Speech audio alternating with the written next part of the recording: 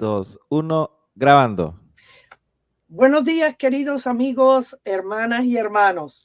Un nuevo día en tiempo de Dios para hablar de la palabra del Señor en este canal Vida TV. Así que los invitamos a sintonizarnos cada semana, porque cada semana hay una palabra de Dios revelada para tu vida, una palabra de poder, una palabra de autoridad, una palabra que levanta tu fe, una palabra de estos tiempos.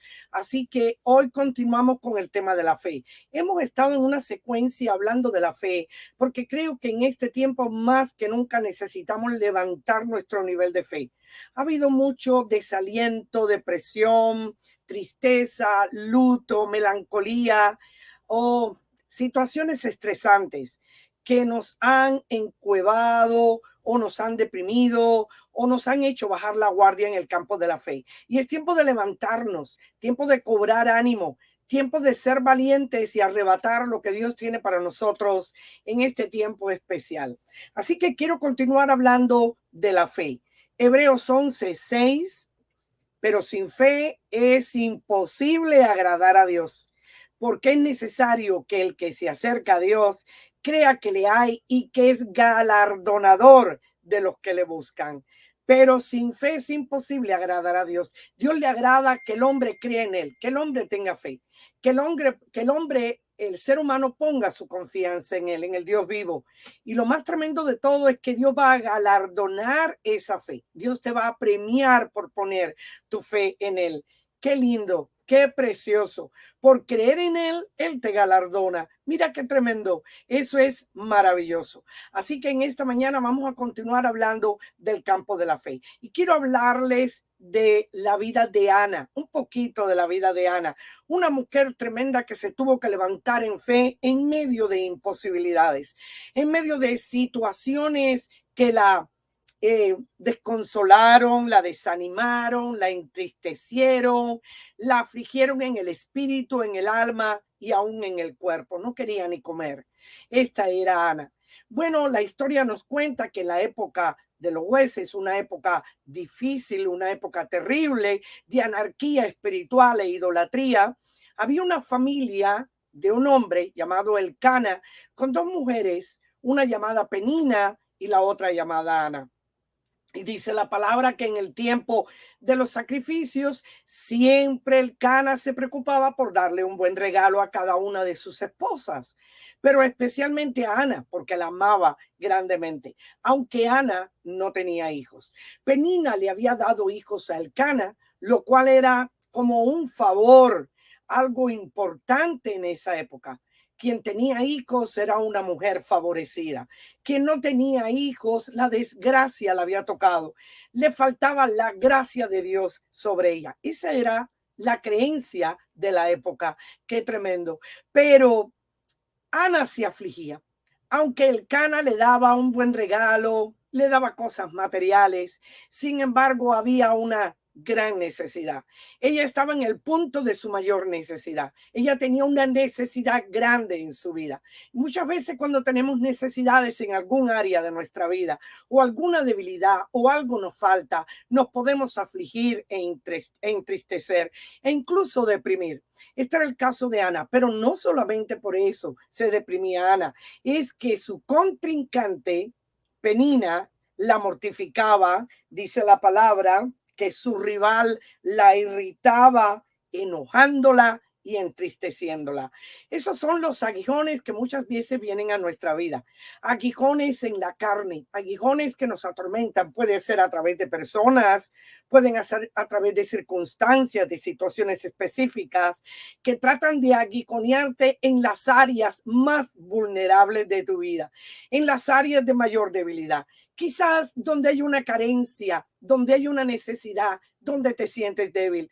Ahí el enemigo va a enviar mensajeros de todos los tipos y de todos los colores para que tú mengues, para que te entristezca, para que te deprimas.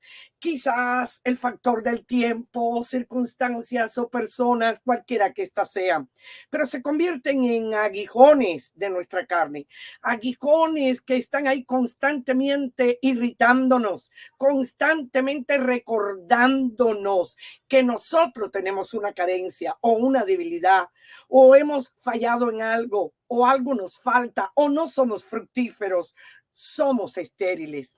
Este era el caso de Ana. Era una mujer estéril, no podía tener hijos. En la Biblia es curioso que casi todas las mujeres que fueron estériles, infructuosas, secas, que no pudieron producir, pudiéramos decir que la desgracia estaba sobre ellas, no la gracia de Dios. Sin embargo, qué tremendo, Dios usó esas mismas mujeres, que por cierto las podemos ver como tipología de la iglesia, tipología de nuestras propias vidas, donde está la insuficiencia, la carencia, donde somos infructuosos, donde nos falta algo, donde no hemos recibido, ¿verdad?, el premio para algo que esperamos, donde todavía estamos esperando y no vemos esa carencia, esa resequedad, esa esterilidad, esa parte infructuosa nuestra, ¿verdad? Ahí viene el Señor para bendecirnos. Estas mujeres, cada una de ellas, increíblemente, por la fe, recibieron fuerzas para concebir, como en el caso de Sara o en el caso de Rebeca, ¿verdad? O en el caso de Raquel, concibieron, o en el caso de Ana o Elizabeth en el Nuevo Testamento, concibieron por la gracia, no por sus fuerzas, no por los propósitos que tenían, no por su inteligencia, no porque eran más fuertes que nadie o su fe era mayor que la de otros, no, por la gracia, la providencia de Dios vino sobre ellas, ¿verdad? La misericordia y la compasión de Dios les tocó y ellas fueron fructíferas en medio de su esterilidad, porque Dios fructifica las cosas que están secas, que están estériles, que son infructuosas. Eso es parte de la gracia de Dios. La gracia es el don inmerecido, pero es también la capacidad de Dios, la fuerza de Dios, el poder de Dios en nuestra incapacidad. Cuando no tenemos fuerza, cuando no podemos más, cuando decimos ya voy a tirar la toalla, ahí llega el Señor y dice, mi gracia es suficiente aún en medio de tus debilidades, como le dijo a Pablo, mi gracia es suficiente, Pablo, en medio de tus debilidades. Es más, yo te fortalezco por mi propia gracia. Qué lindo. Así llegó la gracia de Dios también a la vida de Ana.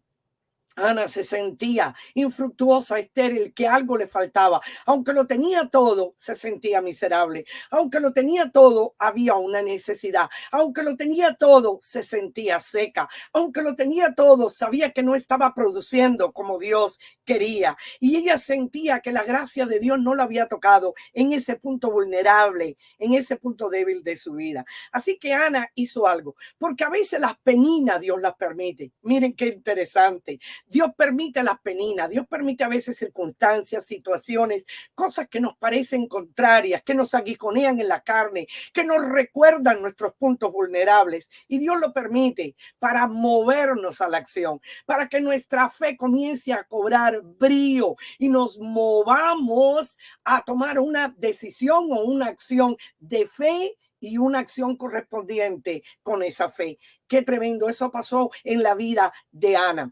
Ana tuvo que hacer algo, porque saben ustedes, las peninas, los aguicones que nos aguiconean en esos puntos vulnerables son los que sacan los Samueles. Ana iba a tener luego más tarde un hijo que lo iba a entregar a Dios. Los Samueles, las peninas las permite Dios para que los Samueles se levanten. Así que hay cosas en nuestra vida que no entendemos, porque todas las cosas obran para bien, para a los que a Dios aman, dice la palabra, conforme al propósito de Él. Así que el Señor tiene un propósito aún con las cosas negativas que no vemos. Y Él lo permite para sacar lo mejor de nosotros, para levantar lo mejor de nosotros, para que nos levantemos como esa mujer o ese hombre de fe. Así que en esta mañana vamos a ver qué hizo Ana. Ana en ese punto vulnerable de su vida, sintiéndose entristecida, deprimida, enojada porque Penina la irritaba. Eso la llevó a ir al templo y a orar. Y dice la palabra que ella, ¿verdad? Después allí en Primera de Samuel 1, en el versículo 9, se levantó Ana después que hubo comido y bebido en Silo. Y mientras el sacerdote Elí estaba sentado en una silla junto a un pilar del templo de Jehová, ella con amargura de alma oró a Jehová y lloró abundantemente. Qué bueno que cuando hay una necesidad, el primero que debemos ir no es a abrazarnos en nuestra depresión, abrazarnos en la melancolía, abrazarnos en que pobrecito yo, en la autoconmiseración, o yo no puedo, no sé si Dios va a obrar, mira mis circunstancias, mira las peninas que me aguijonean. No, ella fue delante de la presencia de Dios y ella oró fervientemente, pero también con amargura de alma, porque su alma estaba en cautividad, su alma estaba deprimida, estaba entristecida, y a veces nos pasa así, circunstancias de la vida que nos entristecen o nos deprimen.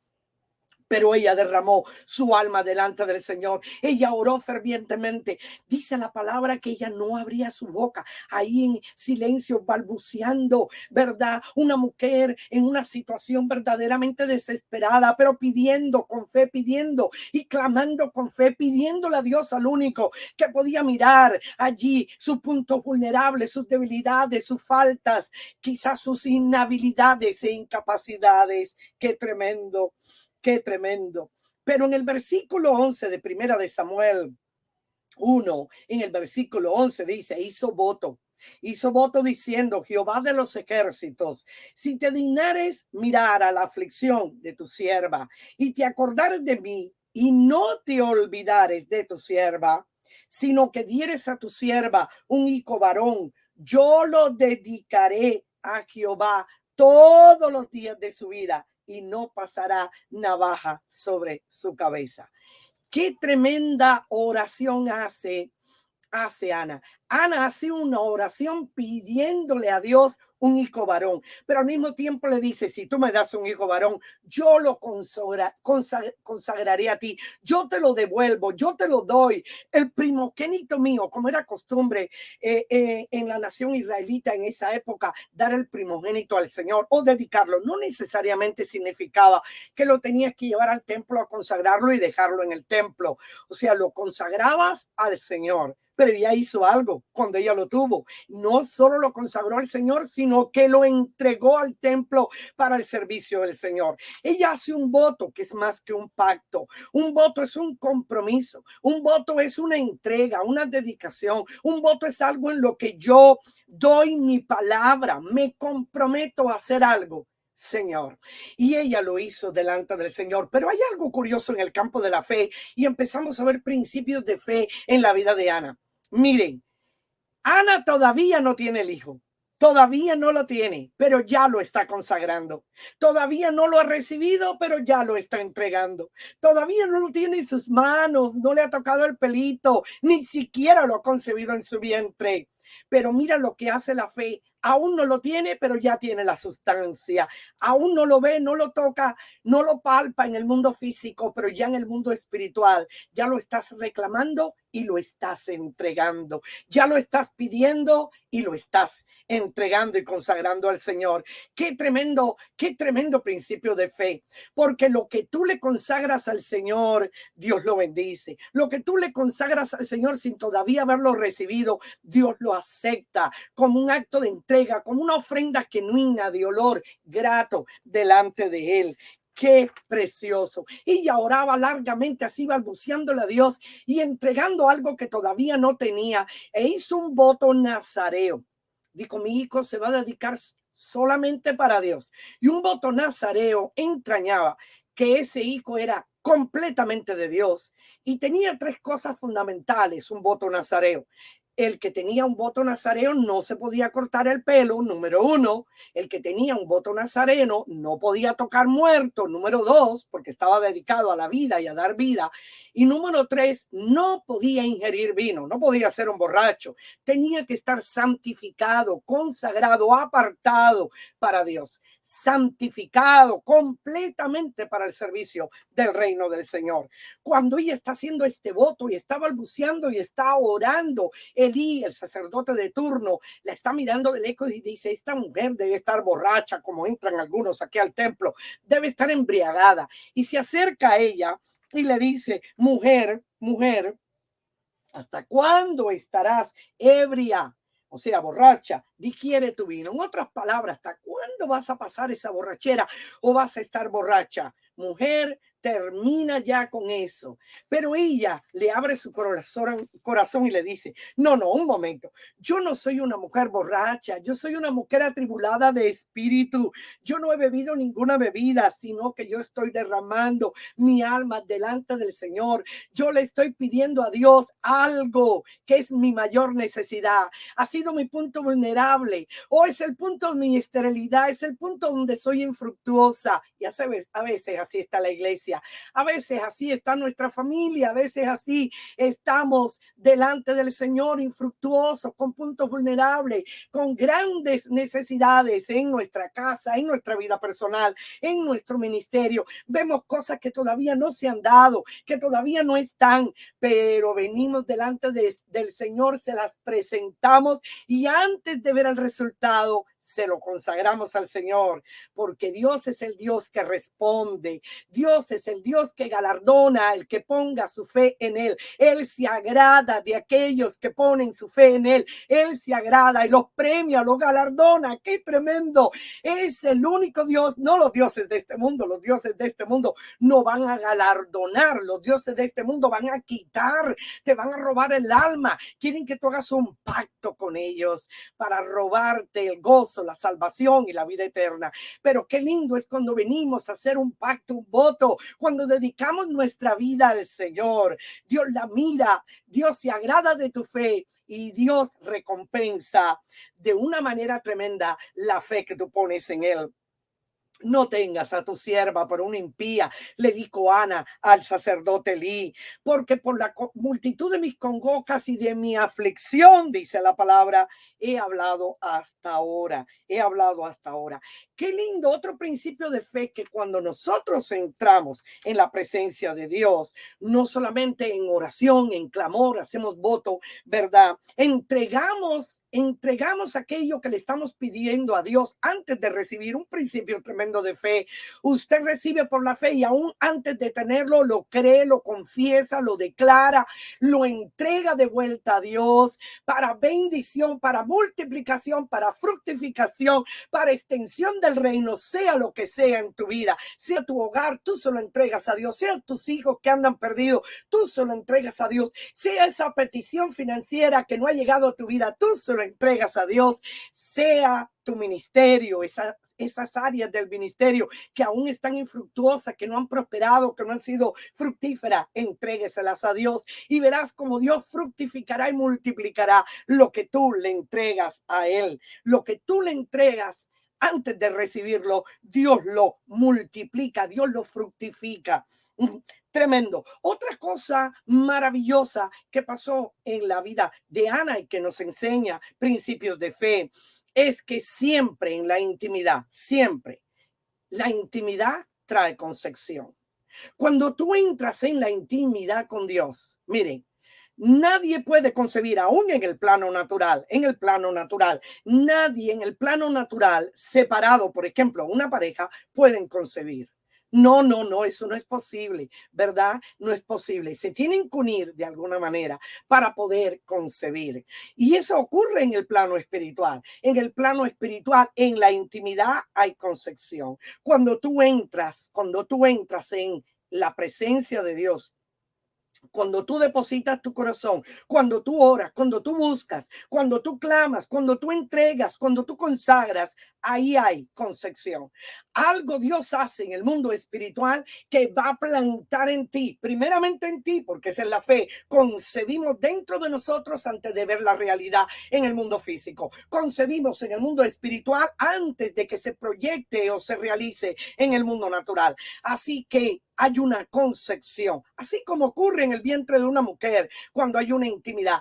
No podemos todavía ver el bebé en el mundo natural, pero ya en el mundo espiritual ya ocurrió algo. O en el mundo del vientre de una mujer, ¿verdad? Cuando hay concepción, ocurrió algo, aunque la criatura todavía no ha salido a la luz, pero sin embargo ya está ahí. De igual manera, en la intimidad hay concepción. Cuando tú entras con Dios para pedir algo, tú haces voto, tú lo consagras, esas cosas que tú ves que no has logrado todavía, porque por tus fuerzas no puede, porque has intentado y no puede, porque ves circunstancias contrarias a ti, vientos contrarios que son como aguijones en la carne, que pueden entristecerte o amilanarte o deprimirte o cualquier cosa puede pasar en tu alma. Cuando tú entras en la presencia de Dios, en la intimidad con Dios y lo depositas, ten la plena seguridad que Dios te va a responder. Ten la plena seguridad, porque en la intimidad con Dios,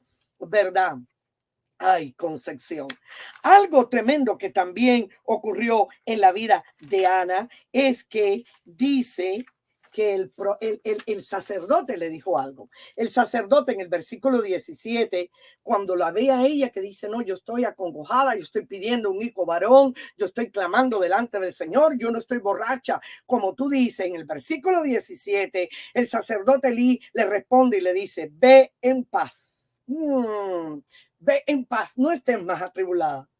Oh, no sigas cargando eso que has cargado por tantos días, por tantos años, por tantos meses. Ve en paz, ve en paz. No sigas bregando en tus emociones con altos y bajos, altos y bajos. Hoy creo, mañana no creo. Hoy veo, mañana no veo. Hoy confieso, mañana no confieso. No, no, no, no. La fe es estable. La fe permanece en la promesa de Dios. La fe no se deja llevar por vientos de doctrina. La fe no se deja sacar de su punto de estabilidad. La fe permanece firme en la promesa que Dios te ha dado. Y mira lo que Elí le dice, ven paz, mujer. Y el Dios de Israel te otorgue la petición que le has hecho. Y ella dijo, halle tu sierva gracia delante de tus ojos. Y se fue la mujer por su camino y comió y no estuvo más triste. Una palabra la levantó, una palabra la infusionó, una palabra de fe, una promesa de parte del Señor, una palabra de paz, de seguridad, puede infusionarte, levantarte en este día, puede hacerte poner sobre tus pies, ¿verdad? Elí le dio una palabra, ella la toma, se levanta, sale y no está más triste. Mira, ella estaba entristecida. Una palabra la motivó, la cambió. Una promesa la cambió. Por eso es importante que tú concibas por promesas. Tú concibas en tu vientre espiritual cosas que Dios tiene para ti. Permítele a Dios darte una promesa. Permítele a Dios que esa semilla, porque el hombre nace por semilla, tanto en el mundo natural como en el mundo espiritual. Nacimos por semilla porque venimos de nuestros primeros padres, una simiente corruptible que viene por Adán y Eva, corruptible, por eso morimos. Pero cuando venimos a Cristo y le conocemos, somos nacidos de Dios por una simiente incorruptible, que es el postrer Adán. Por él viene una simiente incorruptible, por eso tenemos vida eterna. Así que nacemos por simiente, nacemos por simiente. Qué tremendo, qué tremendo. Hay concepción y ella se levantó porque una promesa le dio vida. Una promesa la hizo concebir. Antes de que se diera en el plano natural, ya ella había concebido en el plano espiritual. Antes de que ella pudiera ver el hijo, ya ella lo tenía. Antes de que esto se diera en la realidad, ya ella lo poseía. ¿Por qué? Porque una palabra entró en el vientre espiritual de Ana y la hizo concebir. En la intimidad ella concibió y una palabra la levantó, una palabra fue la simiente que la hizo no estar más triste. En esta mañana, en este día, en esta semana, en estos meses, Dios quiere que tú tomes una palabra y camines con ella, que te levantes con esa palabra, esa simiente de vida que te hace concebir sueños, que te hace concebir ministerios, que te hace concebir lo que por tu fuerza no has podido lograr por tantos años, pero que por el poder y la gracia y la providencia de Dios puede ocurrir en un minuto, porque en la intimidad, en un minuto puedes concebir. En la intimidad, así como cuando un hombre y una mujer se unen, ¿verdad? Allí en el lecho matrimonial y conciben en un minuto, una mujer puede salir, ¿verdad? Porque ese espermatozoide viaja a una velocidad increíble y fecunda un óvulo. De igual manera, una simiente de vida puede tocar tu vientre espiritual, puede tocar tu vida, cambiarte, infusionarte y tú salir caminando levantada o levantado, no más triste, alegre, confiando en el Señor. Curioso lo que le pasó a Ana. Después dice que el Cana se llegó a ella y ella concibió. Qué tremendo. Concibió. Y ella tuvo su niño Samuel. Samuel, como ella se lo pidió al Señor. Así, Samuel, como ella se lo pidió al Señor. Así que el Señor hizo algo tremendo, porque ella le consagró un hijo. Un principio importante sucedió. Dios multiplica lo que tú le consagras. Oh, sí, Dios lo multiplica. Y ella le pidió un hijo y ella se lo entregó al Señor. Por cierto, lo preparó durante un tiempo mientras lo estaba amamantando para cuando fuera destetado, dice la palabra, cuando ya no tomara leche o dependiera de ella lo pudiera llevar al templo. Quizás fueron a los 5, 6, 7, 8 años, no sabemos. Las mujeres daban de mamar a sus hijos, no como ahora, que quizás ni siquiera le dan de mamar, sino que lo alimentan de fórmulas. No, en aquel tiempo las mujeres tenían a sus hijos por año amamantándolos. Quizás este Samuel ya era un niño pequeño, pero no tan pequeño como de brazos, no un bebé. Así que ella lo preparó. Y cuando fuera el tiempo disponible para llevarlo al templo, y lo llevó con una ofrenda para el Señor. Dios multiplica lo que tú le consagras. Hay multiplicación en la intimidad y en la presencia de Dios, porque todo lo que tú le pones a Dios en sus manos, Dios lo multiplica, Dios lo fructifica, Dios lo hace crecer. Eso es lo que hace la gracia cuando tú vienes delante del Señor. Mira lo que dijo Ana en su cántico famoso acerca de la multiplicación. Primera de Samuel 2:4. Los arcos de los fuertes fueron quebrados. Aquellos que se creían fuertes, aquellos que me atormentaban, aquellos que venían contra mí, circunstancias que se levantaron, el mismo diablo con sus secuaces y huestes espirituales de maldad que me afligían en el espíritu y aún en el alma, aquellos que fueron usados por el diablo mismo como aguijones, ¿verdad?, para lacerar mi carne y tocar mis puntos vulnerables. Los arcos de los fuertes fueron quebrados y los débiles, yo era débil, dijo Ana, yo era débil y quizás en este día tú puedas decir, yo soy débil, me falta algo, hay un punto de una gran necesidad en mi vida. Estoy estéril, estoy infructuoso o infructuosa en algún área de mi vida. Los débiles se ciñeron de poder. Y dice en 1 Samuel 2:5, hasta la estéril ha dado a luz 7. Ha dado a luz 7. Ana no solo tuvo a Samuel. Ella, cuando Samuel creció, fue al templo y llegó donde estaba el sacerdote Elí y le dijo, ¿usted me recuerda? Usted me recuerda, yo era esa mujer atribulada de espíritu que estaba llorando acá pidiendo por un hijo varón y usted me dio una palabra de parte del Señor, ven en paz, porque Dios te contestará la petición como tú la has hecho. Y yo lo recibí. Este es el hijo varón que yo pedía. Y ahora vengo a cumplir mi promesa, mi voto. Lo vengo a entregar al templo. ¡Qué tremendo! Esta mujer concibió algo poderoso. Samuel, un profeta, un juez, un sacerdote, cambió la panorámica de todo Israel en una época de anarquía e idolatría. Fue uno de los grandes profetas en la historia de la nación israelita. Eso fue lo que ella concibió. Mira lo tremendo que Dios puede hacer. Algo que te parece pequeño, pero cuando tú entras en la intimidad es transformado.